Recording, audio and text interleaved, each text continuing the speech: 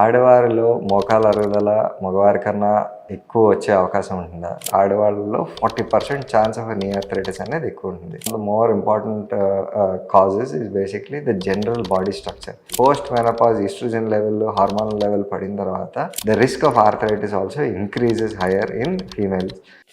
ఆడవారిలో మోకాల అరుగుదల మగవారి కన్నా ఎక్కువ వచ్చే అవకాశం ఉంటుందా? దీని గురించి వాళ్ళు మాట్లాడుకుందాం. నా పేరు doctor Rahul Krishna Kanmuri, consultant orthopaedic surgeon, uni health clinics. So జనరల్గా పాపులేషన్ పరంగా చూస్తే యూరోపియన్ పాపులేషన్ అనేది చూస్తే వాళ్ళల్లో తుంటి arthritis or hip arthritis is more than the regular knee arthritis.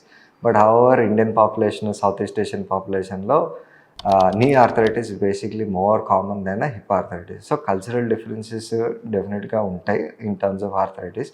That might be because of the way our bodies function or the requirements for us. ఇప్పుడు మనకేంటంటే kneeling down, sitting down అనేది ఎక్కువ ఉంటుంది కాబట్టి ఛాన్స్ ఆఫ్ నీ arthritis in this population బేసిక్గా hire ఉండొచ్చు. అలాగే ఆడవాళ్ళు మగవాళ్ళు కంపేర్ చేస్తే ఆడవాళ్ళలో 40% ఛాన్స్ ఆఫ్ నీ ఆర్థరైటిస్ అనేది ఎక్కువ ఉంటుంది.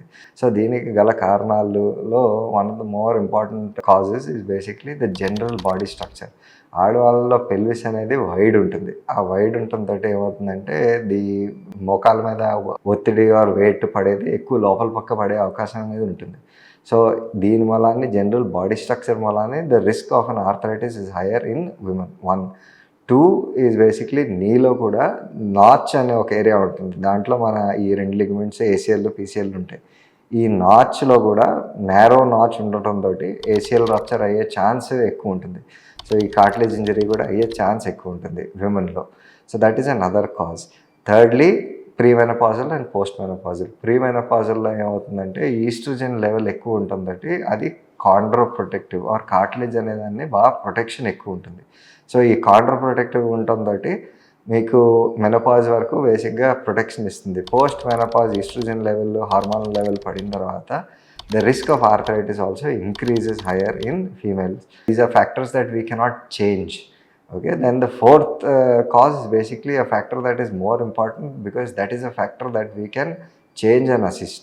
Okay, so ఈ నాలుగోది ఏంటంటే బేసిక్గా muscle strength. So when you compare men and women in terms of muscle strength, మెన్కి మసిల్ స్ట్రెంగ్త్ అనేది ఎక్కువ ఉంటుంది. సో మోకాల చుట్టూ కండరాలు ఏదైతే ఉన్నాయో క్వాడ్రిసెప్ మసిల్, హ్యామ్స్ట్రింగ్ మసిల్, ఇవన్నీ మీకు క్వాడ్రిసెప్ స్ట్రెంత్, హ్యామ్స్ట్రింగ్ స్ట్రెంత్ మనం ఫీమేల్ అయినా సరే లేడీస్ అయినా సరే బేసిక్గా ఈ మసిల్ స్ట్రెంత్ పెంచుకుంటే మన మోకాల మీద ఏదైతే లోడ్ పడుతుందో ఆ లోడ్ తగ్గించే అవకాశం ఉంటుంది. సో ఆర్థరైటిస్ కూడా రిస్క్ తగ్గించే అవకాశం ఉంటుంది. So between the ages of 10 and 40 years when you compare women that have been very active and muscle strength బేసిక్గా ఎక్కువ ఉన్న వాళ్ళలో బేసిక్గా తర్వాత జీవితంలో ఆర్థరైటిస్ కూడా తక్కువ వచ్చే ఛాన్స్ ఉంటుంది. సో ఈవెన్ లేట్ అయినా సరే దాంట్లో తప్పు లేదు.